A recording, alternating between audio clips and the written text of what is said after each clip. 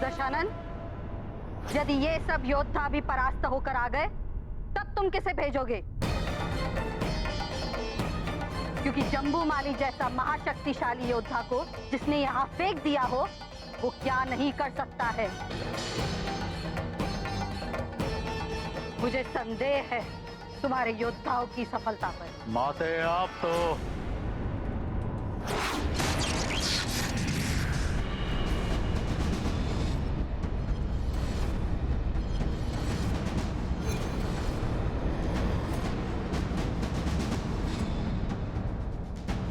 देख लिया रावण। अब बताओ, अब किसे मरने के लिए भेजना चाहोगे तुम?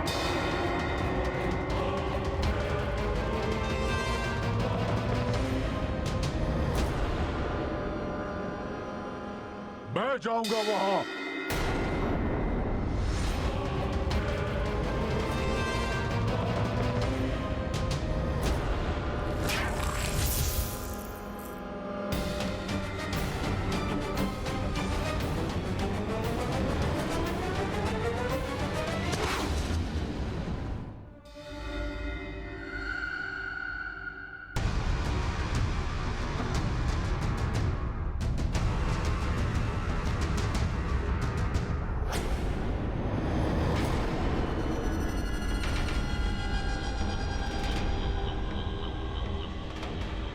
मैं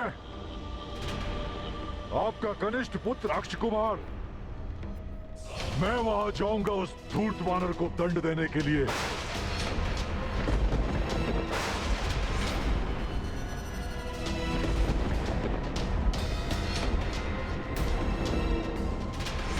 और आप देखिएगा पिताश्री कि कितने शीघ्र वो दंड वानर आपके इन्हीं चरणों में हाथ बंधा पड़ा होगा। बस अब आप मुझे आज्ञा दीजिए। मेरी ये भुजाएं उस वानर को कठोर दंड देने के लिए तड़प रही हैं। रावण, तुम्हारे प्रहरी भट्ट मारे जा चुके हैं। तुम महाभट्ट हो, महायोद्धा हो, किंतु मैं तुम्हें वहां नहीं जाने दूंगी।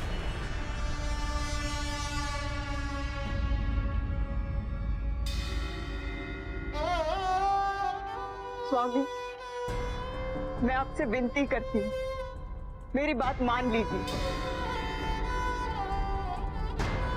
अक्ष कुमार को वहां जाने की आज्ञा मत दीजिए। अपने पुत्र को काल के गाल में मत भेजिए। महारानी मंदोदरी, ऐसा मत कीजिए स्वामी। अक्ष कुमार की आयु तो देखिए। तरुणावस्था ने अभी इसके जीवन में आरंभ ही किया है। इसके जीवन की ज्योति उस वानर रूपी मृत्यु की आंधी को सहन नहीं कर पाएगी।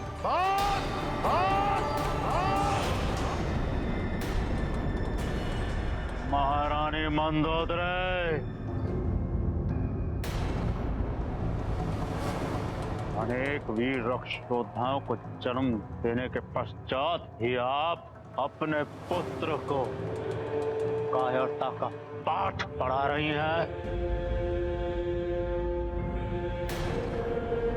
शोभा नहीं देता है आपको। ये हमारे पुत्र के मस्तक पर तिलक लगाइए और भेज दो अपने पुत्र को मृत्यु के मुख में। माते, ये क्या कह रही हैं आप?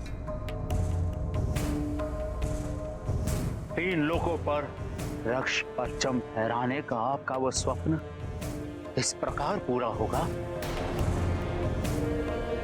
भला लंकेश की माता कब से भयभीत होने लग गई? जब से तुम्हारी दृष्टि में राक्षसों का हित गौड़ हो गया है और तुम्हारा निजी सुख सर्वप्रिय हो गया है।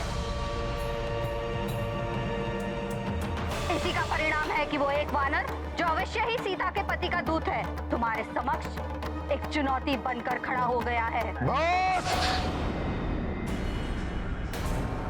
वन वन भटकने वाला वो साधारण नर, उसकी सहायता भला ये महाबली मायावी वानर क्यों करेगा? उसे अवश्य ही देवताओं ने भेजा है। इसे बंदी बनाकर दंडित करना ही होगा।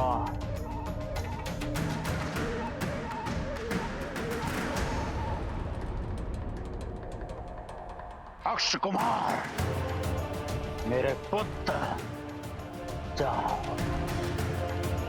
और जाकर उस धूर्त वानर को पेड़ियां बांध कर यहां लेकर आओ। ये तुम्हारे पिता का आदेश है, पिता का आदेश है।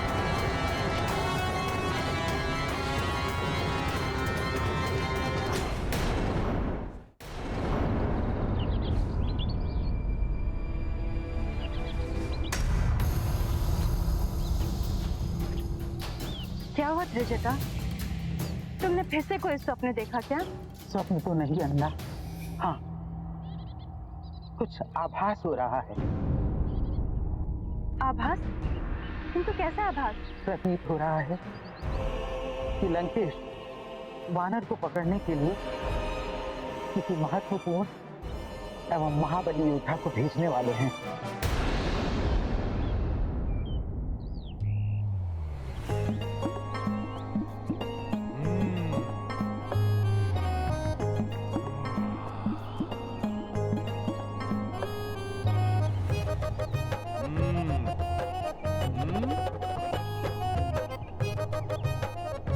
जब तक कोई और महाभट योद्धा ना आए तब तक क्यों ना इन रसीले फलों को खाकर मैं अपनी क्षुधा ही शांत कर लूं।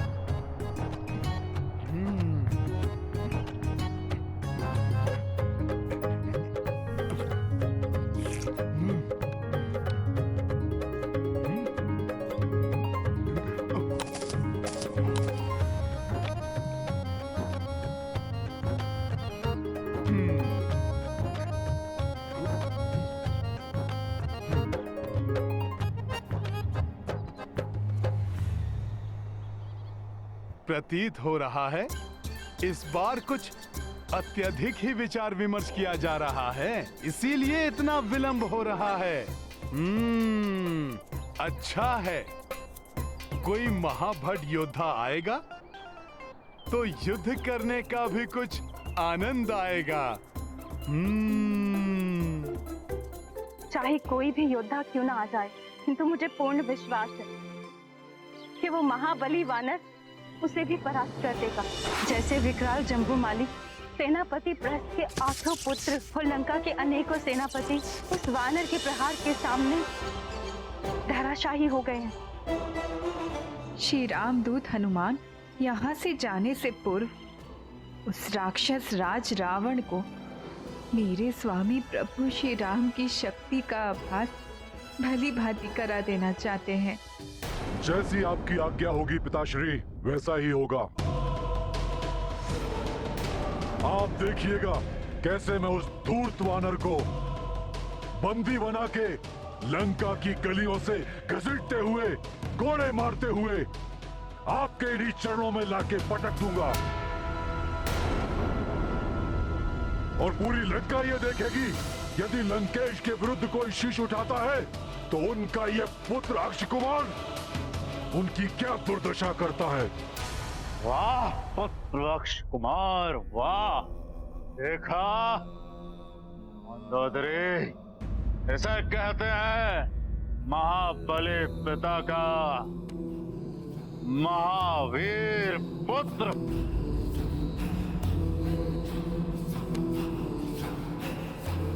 अब आप भी वीर माता बन जाएं, तिलक लगाएं हमारे पुत्र को।